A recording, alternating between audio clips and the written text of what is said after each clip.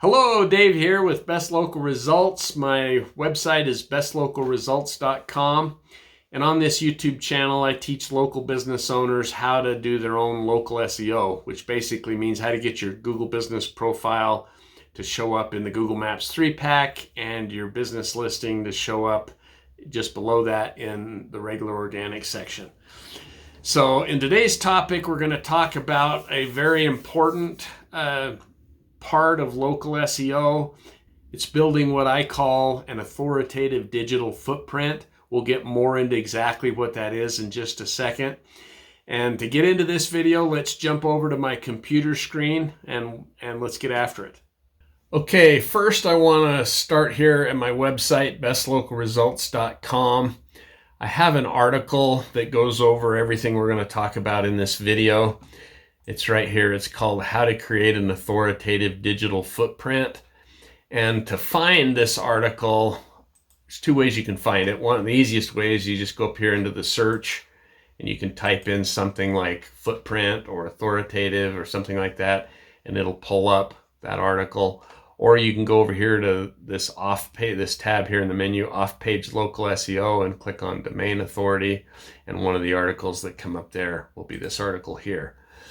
So like I normally do, once I get this video made, I'm going to actually insert it into this article since they're both on exactly the same topic so that you have both as a resource. So I've also created this outline here to kind of use in this video. Again, our topic is creating an authoritative digital footprint. So first, let's talk about what is a digital footprint. I talk about that a bit in this article. I have a section on it. And in here, I basically just say a digital footprint is the information about a person or business that exists online as a result of their activity on the internet. Now, in a broader sense of the word, this includes everything you do on the internet or everything a business does on the internet, like what websites they visit, their search history, their even transactions that they do on the internet, whatever's left out there that isn't done away with when you finish the transaction. All of that stuff would be part of a business's or a person's digital footprint. Obviously, what we're going to focus on is the part that we put out there, that we create. Now, when a search engine like Google comes across your website, they don't just believe that you're a credible business because you have a website, even if it's a super nice website. And they don't just believe that even your business address and phone number is accurate just because you list it on your website. You could be a scam website. So they want to go to third parties to try to verify this. And so they look out on your digital footprint to see what other information is out there on the internet that they can find to see if you are who you say you are. Now, the information, you might think to yourself, well, if there's information that you put out on the internet that you put out for your own business, why would Google trust that more than they would what you have on your own on your own website? Why do they trust it just because it's not on your website more? And the reason is, one, some of the websites that you would do that on, well, as we get into this, you'll know what I mean, are websites that they trust. Like, for example, if you have a listing on Yelp, Yelp is really popular. Yelp is kind of their own little search engine. Yelp tries to, and same with Bing, same with lots of business directories and social media sites. They try to police their information on their platforms and make sure it's accurate. So when people find information, it's correct too. So the sites that do better at that kind of thing, if Google finds your information and it matches what's on your website, like your business name, address, and phone number, your URL, other information about your business, description of your business, categories, things like that, hours, everything you can think of, business description. Anyway, all of that, if it finds that on other websites that it trusts and it matches what it finds on your website and your Google business profile, then it trusts it more. That's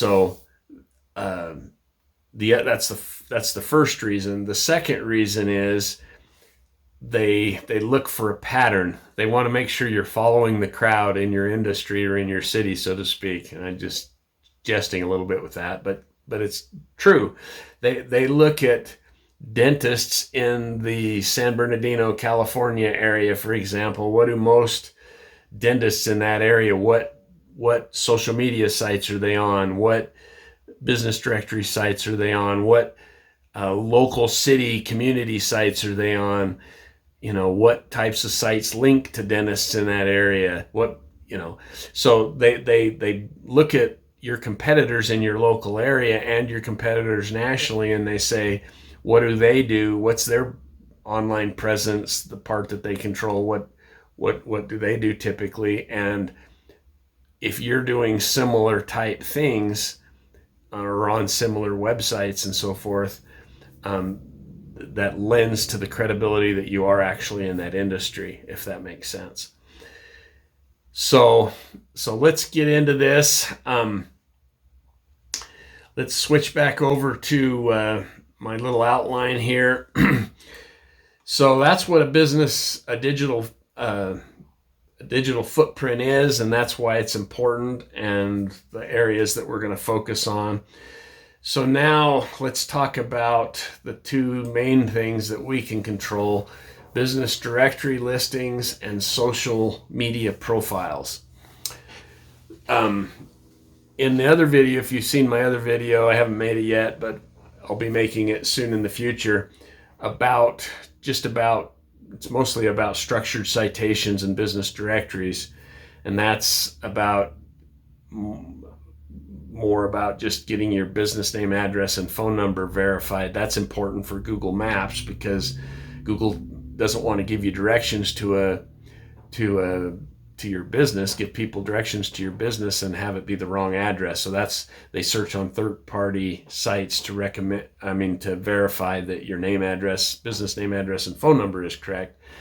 Digital footprint goes a little bit broader and deeper into other information about it includes the NAP citation. By the way, I'm throwing these words out there. A citation for a local business, is basically your business name, address, and phone number listed anywhere online. There's two types, structured and unstructured. An unstructured would be, it's just like you're written in an article or a blog. Somebody mentions your business name, address, and phone number just in the text of the blog. That would be an unstructured citation. A structured citation would be something you filled out a form on, like a social media profile, or a business directory site, and it lists the business's business name, address, and phone number all in certain spots on their website. That's a structured citation. All of those are important. Now, so what you want to do is you want to list your business in the most credible, most trustworthy, most authoritative business directories and social media profiles that the search engines trust the most. There's a couple of resources to figure out what those are. The first one I'll show you is here. This is Whitespark. They're a pretty credible outfit that has to do with SEO. And here they have, and I'll put a link to this page. It's in the article that I have on my website, but I'll also put it in the description below this video. But anyway, this page, this is the best citations by category, and it means business category. And it's also divided up by country, as you can tell. And so you go through here, you can see you got accountants, advertising, agricultural services. It's all different kinds of business categories: apartments, architects, assisted living, attorneys, auto repair shops, bail bond guys, banks, bakeries, bars, blah, blah, blah, blah, blah. So when you go through here, you'll see there's lots of normal social media sites, like Facebook. There's, MapQuest. But anyway, these are the ones. What White Spark is trying to do with this list here is they're trying to show you from businesses that are in those industries what social media sites, what business directory sites are they're most often in, and then are there any business directories or social media sites, I suppose, that are industry specific to your industry. And so when there are, they list them in this list as well. So that's a good resource. You can see there it's not super comprehensive for the individual categories, but I would definitely go to this list and look up your category and make sure you're in all of the social media sites and business directories that they list under your category, because they've done legitimate research on this. So it's important to be in those. The other resource that I like even better, this is on brightlocal.com. And what this is their top business directories. And I can't remember if they include social media in here or not. Maps, Apple. I don't see Facebook. Anyway, I think they do include social media in here as well. But this is the one. It's the top business directories with do follow and no follow links. And they updated this list for 2023. Now, in typical SEO, I create blogs, and so I'm familiar with more traditional national type SEO as well. I specialize in local SEO too, though. And what's interesting about one of the differences is do follow is a big deal in traditional SEO. You don't want, you don't even care about getting a backlink from something that's that's a no follow. You don't care about that. And let's talk briefly why you would want a backlink to begin with. What a backlink is in the mind of a search engine is it's a referral or a recommendation. Matter of fact, even more than that, especially if it's a unstructured citation like in a blog, they're actually vouching for the content on your website. And so it adds authority. When you've heard of domain authority or trust flow, some of those terms out there in the SEO world, those are passed through that link. The trust flow, the domain authority, the page authority, page rank, to use the old Google version, that is passed through the link on a do follow link to your website. That's how your website increases its domain authority or trust flow. So trust flow is a little bit different, but I won't get into the parameters of that. So, but in local SEO, a no follow backlink, some people argue that it's actually just as important as a do follow backlink. You don't have the same parameters because there's other factors that add credibility to you just than the juice that flows through the link. Like we talked about earlier, are those typical social media and business directory sites that people in your industry do? Is there relevance? Is that a directory listing or a social media site that's just for dentists or just for auto repair companies? Then that adds, or just for your city, like a city business directory. Does that, because those add other signals that add to your authority too. So you want to do both is what I'm getting at. And in this article here on brightlocal.com, when you scroll down here, they have a awesome list of citation sites that have do follow links. Man, because you want to get in every one of those. You want to get in every one that they have on here. It has their domain, lists the website domain authority, and I've double checked a bunch of these, and they're right on. They've just recently updated this article, I can tell, and you can see it tells you the location of the site. Like some of them will be from Canada, and if your website's in, based out of the States, you can't get in that one. But you can get all the ones that apply to you in here. So you want to go through and do that. And then down below farther, see, it's a long, comprehensive list there. Then they have citation sites with no follow links. And so you can see, yeah, there is social media here, Facebook, they've got data aggregators like Foursquare, and anyway, some of the other ones. So you definitely want to be in both in local SEO. So I would highly recommend that you take the time and go through every one of these that applies that you can be in. And they do have some industry specific ones in here, I've noticed, for like lawyers and dentists and things like that. So you don't want to be in those if you're not a lawyer or a dentist. But all the ones that apply to you, you definitely want to go through and get listed in. So now let's go over here. Let's talk about city and industry specific directories.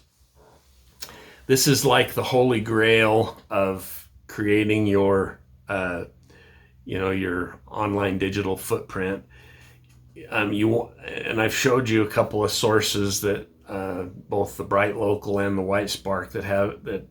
But if you search online, or if you search your competitors' backlinks, which I talk more about how to do that in other videos and in articles on bestlocalresults.com.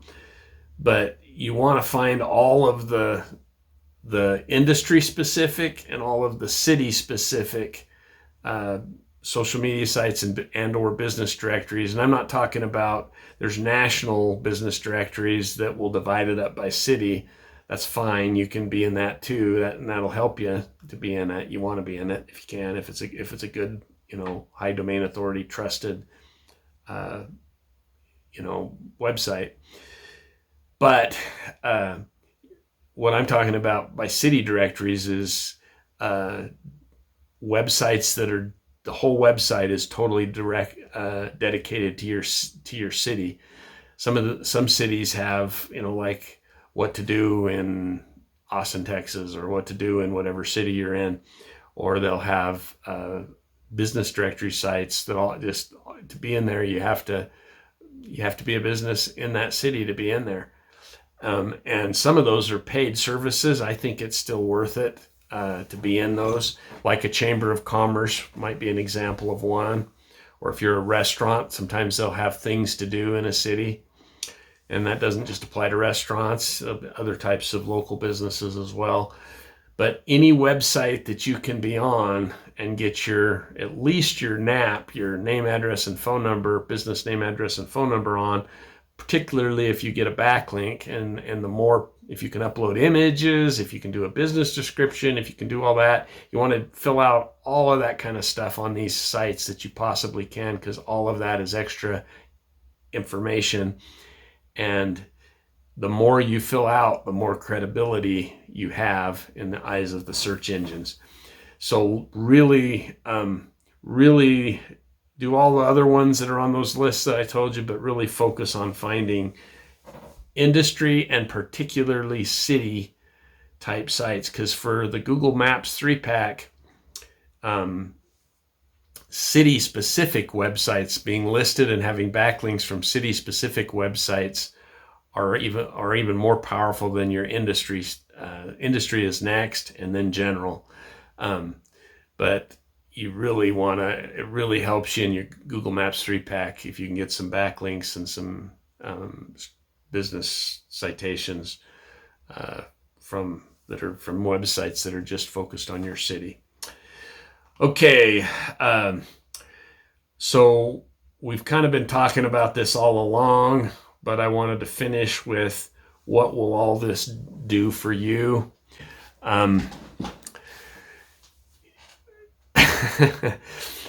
Again, it provides credibility to your business. It verifies these are third-party sites that give the search engines more trust in your business, especially if they have backlinks. It can even pass authority. If it adds credibility, not just from backlinks, because even if there are no follow backlinks like we talked about, because if they're websites that most people in your industry are in, that adds legitimacy to it. If you fill out all of these really thoroughly and do really good posts on these and good business descriptions on these, where you, as it naturally flows, you use your keywords in those business descriptions and in those posts, and especially teach people something so that you're imparting your expertise. That adds to the EEAT effect, the experience, expertise, authoritativeness, and trustworthiness that Google is looking for. The more you complete that, the better content that your business description, the better written it is, the more keywords, not keyword stuffing, but naturally in there, but in a way where it's compelling to read and shows your expertise and your experience. That'll set you apart as more of an expert than your competitors. The digital footprint, it's the foundation for, and really plays a big role in helping you rank locally in both the local search and in map services like the Google Maps 3-pack. Okay, well, I hope this was helpful. I hope you learned something. I hope you benefited from it. If you did, please don't forget to like this video. That really helps us with the Google algorithm. And if you like this kind of content, please subscribe, hit the little bell so you'll be notified when we do future videos. And probably the most important thing that you can do for us is to share this video on your social media websites and even email it to business owners that you know that this might benefit from this. So thanks so much, and we'll talk to you in the next video.